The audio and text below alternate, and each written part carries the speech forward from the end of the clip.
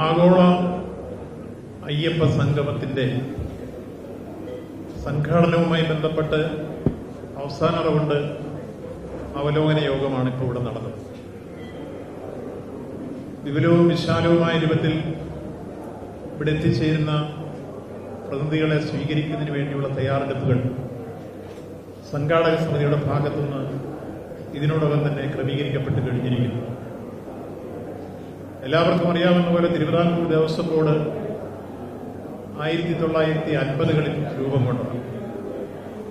ആദ്യത്തെ തിരുവിതാംകൂർ ദേവസ്വം ബോർഡിന്റെ പ്രസിഡന്റ് ദിവംഗതനായ മന്നത്ത് പത്മനാഭനായിരുന്നു എന്ന് നിങ്ങൾക്കെല്ലാം അറിയാം.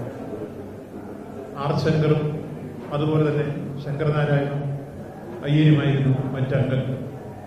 തിരുവിതാംകൂർ ദേവസ്വം ബോർഡ് കേരളത്തിലെ തന്നെ ഏറ്റവും ശ്രദ്ധേയമായ രൂപത്തിൽ ആ കാലഘട്ടം മുതൽ പ്രവർത്തനങ്ങൾക്ക് തുടക്കം കുറിച്ചു.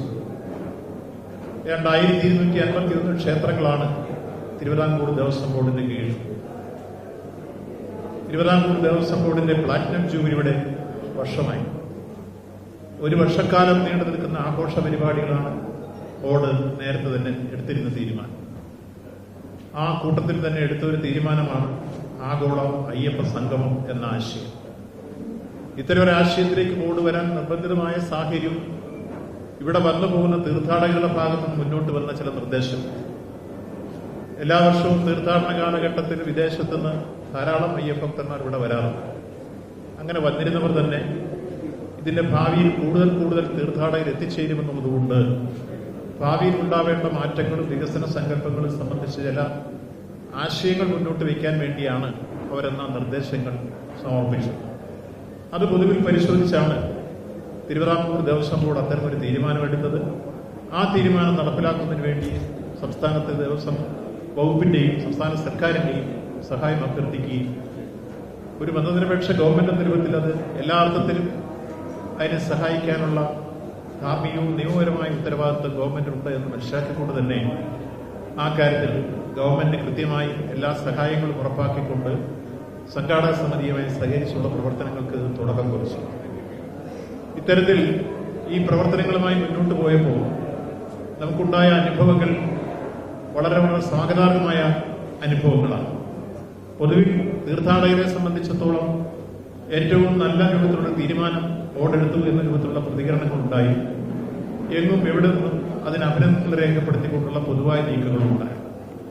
അത്തരത്തിൽ വന്നപ്പോൾ നമ്മൾ 3000 പേരെ ഉൾപ്പെടുത്തിക്കൊണ്ടാണ് ഈ സംഗമം ആലോചിച്ചതെങ്കിലും ഇപ്പൊ രജിസ്റ്റർ ചെയ്ത് വന്നു കഴിഞ്ഞപ്പോൾ ഏതാണ്ട് 5000-നടുത്ത ആളുകൾ വന്നു കഴിഞ്ഞിരിക്കും.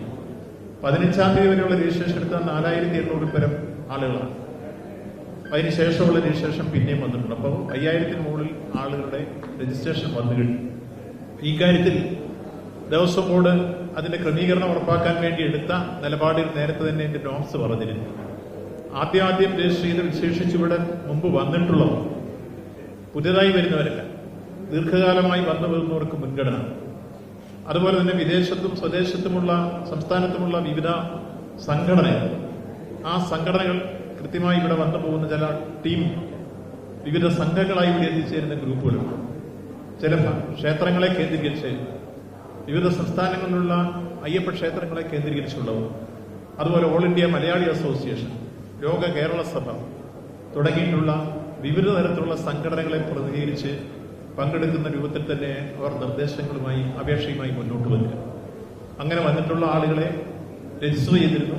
ആ രജിസ്റ്റർ ചെയ്യപ്പെട്ടതിന്റെ അടിസ്ഥാനത്തിൽ ഇപ്പോ 3000 പേരെ ആദ്യം രജിസ്റ്റർ ചെയ്തവരെ നിജപ്പെടുത്തുമെങ്കിലും അതിന് പുറമെ കുറെ ആളുകൾ ക്ഷണിച്ചിട്ടുണ്ട് എന്നുള്ളത് കൊണ്ട് അല്പം കൂടി അത് കൂട്ടിക്കൊടുക്കണം എന്ന രൂപത്തിലാണ് പൊതുവിൽ ദേവസ്വം ബോർഡ് എത്തിച്ചേർന്നിട്ടുള്ള തീരുമാനം. അത്തരത്തിലെടുത്താൽ ഒരു 3500 കൂടുതൽ എന്തായിരുന്നാലും എക്സീഡ് ചെയ്യാൻ കഴിയില്ല. അതിനനുസരിച്ചാണ് നമ്മളിപ്പോൾ ക്രമീകരണങ്ങൾ ഉണ്ടാക്കിയിട്ടുള്ളത്.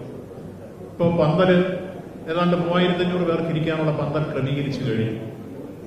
അത് ജർമ്മൻ പന്തൽ തന്നെയാണ്. മുമ്പ് തീർത്ഥാടന കാലഘട്ടത്തിൽ താൽക്കാലികമായി ഉണ്ടാക്കിയതുപോലെ തന്നെ ഏറ്റവും ബലവത്തായി ഈ സംഗമത്തിന് വേണ്ടി മാത്രമായി 3500 ആളുകൾക്ക് ഇരിക്കാവുന്ന പൊതുവേദി മനോഹരമായി തയ്യാറാക്കി ഇപ്പൊ പൂർത്തീകരിച്ച് ഇത് കഴിഞ്ഞാൽ അത് നിർമ്മിച്ച ആളുകൾ ഞങ്ങൾക്ക് ഹാൻഡ് ഓവർ ചെയ്യും.